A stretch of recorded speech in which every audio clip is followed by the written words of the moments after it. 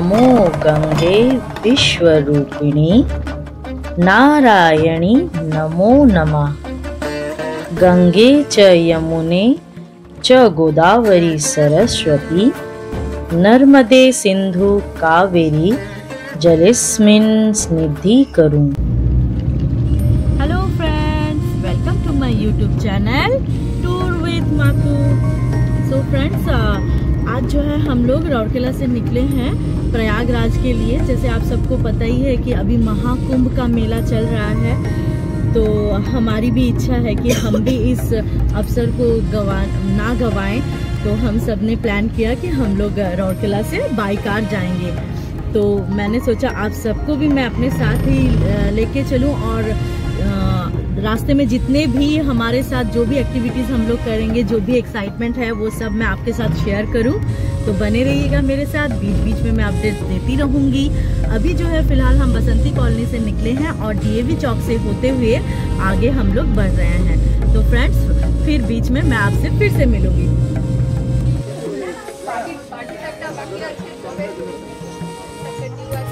तो ये जो है हमारे सारे फ्रेंड्स जो है रिलेटिव्स है, सब रेडी हैं। अभी एक एक करके 2 गाड़ी हम लोग का अभी निकलने वाला है यहाँ से। अभी मैं सेक्टर 14 में हूँ, यहाँ से हम लोग सब निकलेंगे।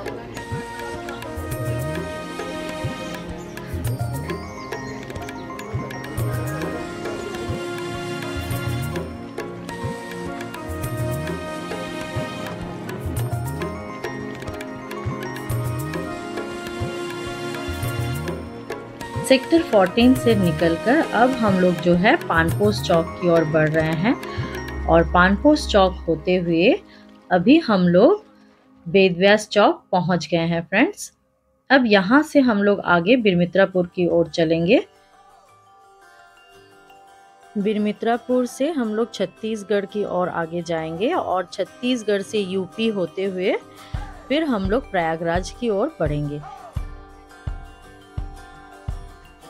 बिरमित्रापुर होते हुए हम लोग छत्तीसगढ़ के अंबिकापुर से आगे बढ़ेंगे और ये जो अंबिकापुर है, ये इसकी दूरी राउरकेला से 275 किलोमीटर लगभग है। और ये दोस्तों हमारे रास्ते का पहला टोल है।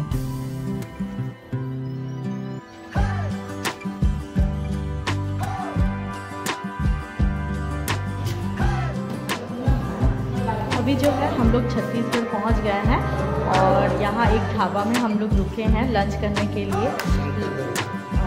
शंकर ढाबा है नाम इसका। और लंच क्या करेंगे, अभी 4:30 बज रहा है, तो जो भी है अभी हम लोग लंच करने वाले हैं, फिर आगे निकलेंगे प्रयागराज के लिए।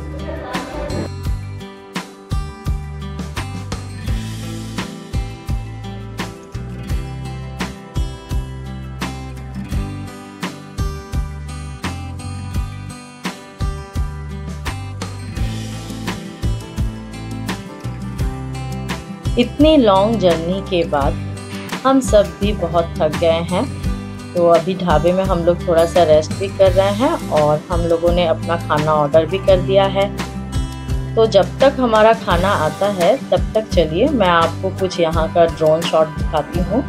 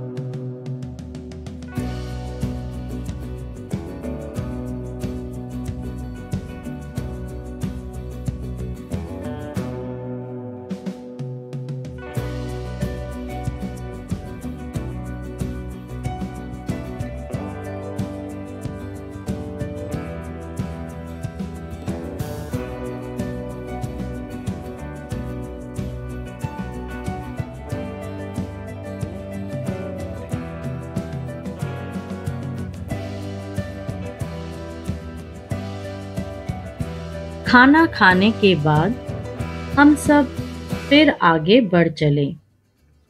घाटी रास्ता होते हुए हम लोग आगे बढ़ते चले गए। धीरे धीरे सूरज ढलने लगा और शाम होने लगी। देखते ही देखते चारों तरफ अंधेरा हो गया और इस अंधेरी रात को ही हमने अपना साथी बना लिया और आगे बढ़ते चले गए। कई गांव, शहर, जंगल होते हुए हम अपनी मंजिल की ओर बढ़ते जा रहे हैं।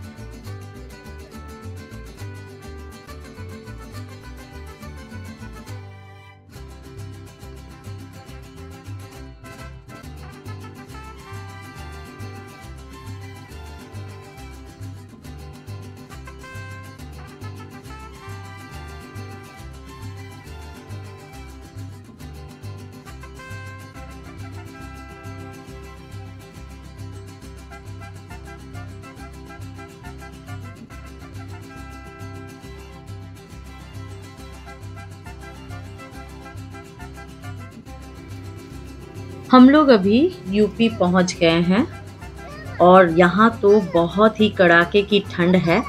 आप भी देख सकते हैं ये मासूम बच्चे, ये भी जो सुबह सुबह स्कूल जाने के लिए तैयार होकर यहाँ बस का इंतज़ार करते हुए ये लोग भी आग सेक रहे हैं। सच में छत्तीसगढ़ और यूपी में बहुत ही ज़्यादा ठंड है, राउरकेला से तो बहुत ही ज़्यादा। हम सब ने भी थोड़ा थोड़ा आग सेका।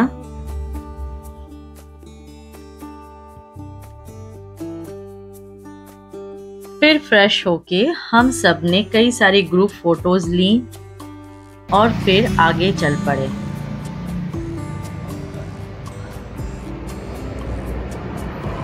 तो फ्रेंड्स अभी जो है हम लोग बनारस पहुंच गए हैं और अभी ब्रेकफास्ट कर रहे हैं लिट्टी चोखा। तो यहाँ का लिट्टी चोखा तो फेमस ही है और बहुत ही जल्द हम लोग प्रयागराज भी पहुँचने वाले हैं। ब्रेकफास्ट के बाद हम लोग प्रयागराज के लिए फिर से निकल पड़े। और बनारस से प्रयागराज की दूरी लगभग 123 किलोमीटर है और हम सब अभी प्रयागराज की ओर ही जा रहे हैं। ये खूबसूरत नज़ारों को एंजॉय करते हुए हम लोग आगे बढ़ रहे हैं।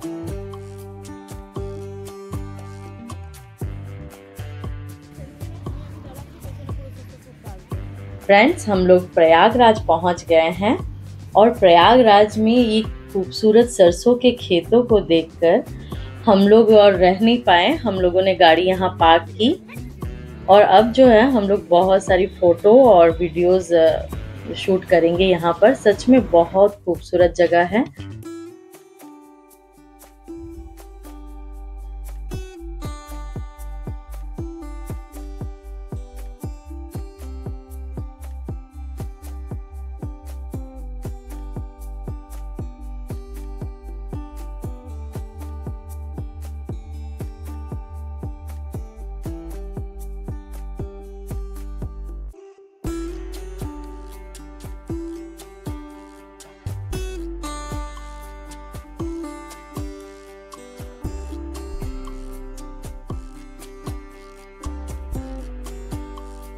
चलिए अब यहाँ से भी मैं आपको कुछ ड्रोन शॉट यहाँ का भी दिखाती हूँ। यहाँ अभी काफ़ी सारे बस, गाड़ियाँ सब आए हैं इंडिया के कोने कोने से। इवन बाहर से भी बहुत सारी गाड़ियाँ जो हमें यहाँ दिख रही हैं।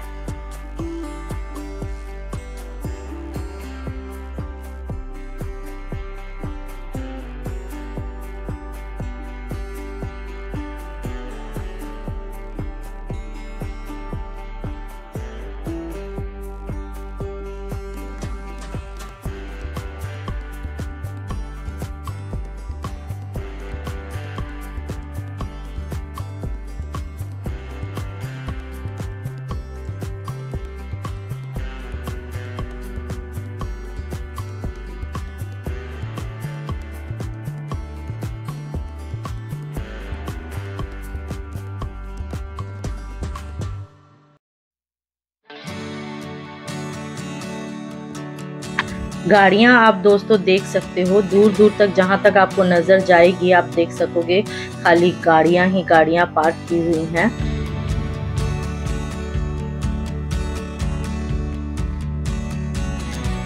यहाँ से संगम घाट की दूरी जो है वो लगभग 10 किलोमीटर है।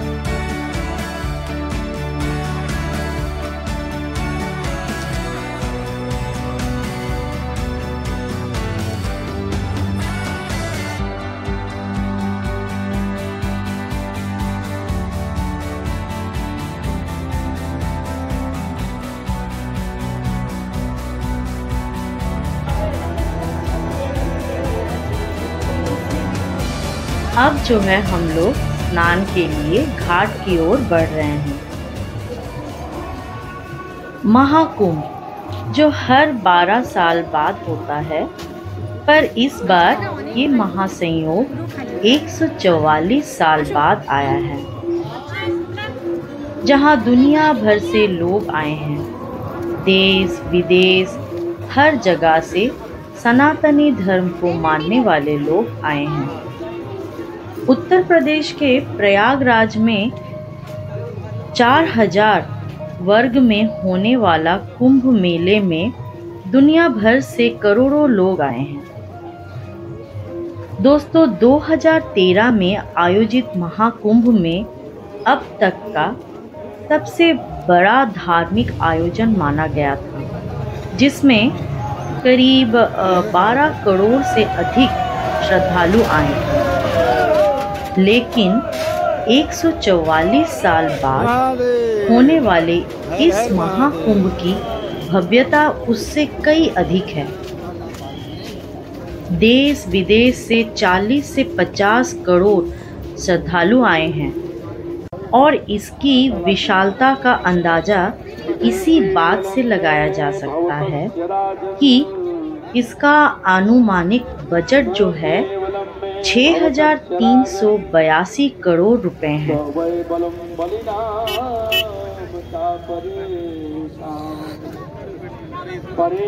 प्रयागराज में संगम तट पर महाकुंभ के दौरान 41 घाट बनाए गए हैं। इनमें से कुछ घाट स्थायी हैं जबकि कुछ अस्थायी। 10 घाट ऐसे हैं जो स्थायी हैं और 31 घाट अस्थायी हैं। प्रयागराज के कुछ प्रमुख घाटों के नाम जैसे कि संगम घाट, राम घाट, औरेल घाट, सरस्वती घाट, बलुआ घाट आदि यहाँ के प्रमुख घाट हैं।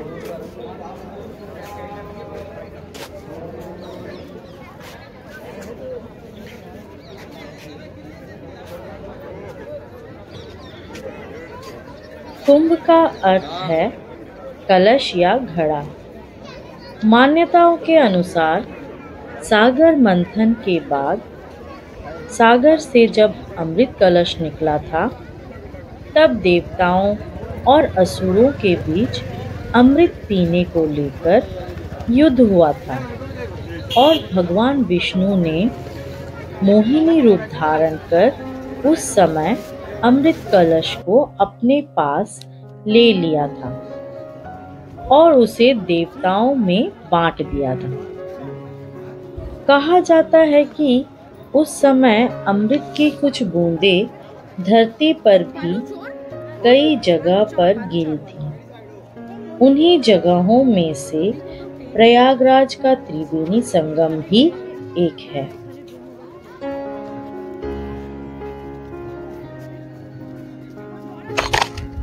इसलिए प्रयागराज में किए जाने वाले स्नान को बहुत ही पवित्र तथा शुभ माना गया है। और अभी जैसे कुंभ का मेला चल रहा है, इस योग में तो स्नान करना और भी शुभ हो जाता है।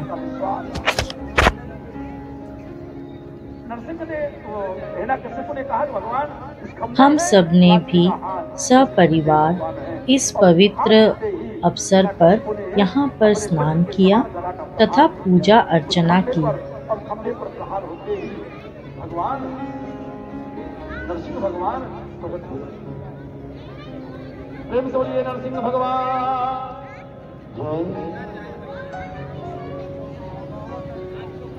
यहाँ पर जगह जगह पे श्रद्धालुओं के लिए रैन बसेरा जैसे शिविर बनाए गए हैं, जो यात्री बहुत दूर दूर से आते हैं ताकि वे यहाँ पर विश्राम कर सके। कई सारे चेंजिंग रूम महिलाओं के लिए, पुरुषों के लिए भी बनाए गए हैं और कई सारे वॉशरूम्स भी आर्टिफिशियली बनाए गए हैं सिर्फ इस अवसर के लिए।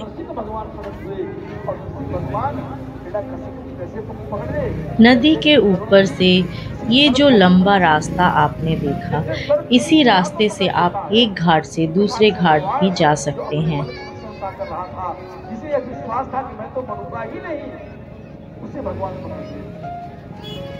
और साईं रम रहा सुनी तेज न खो। आज 29 जनवरी 2005 का सूर्यास्त जो कि हम प्रयागराज में हैं, ये हमारे लिए एक बहुत ही महत्वपूर्ण दिन हो जाएगा हमारे जीवन के लिए।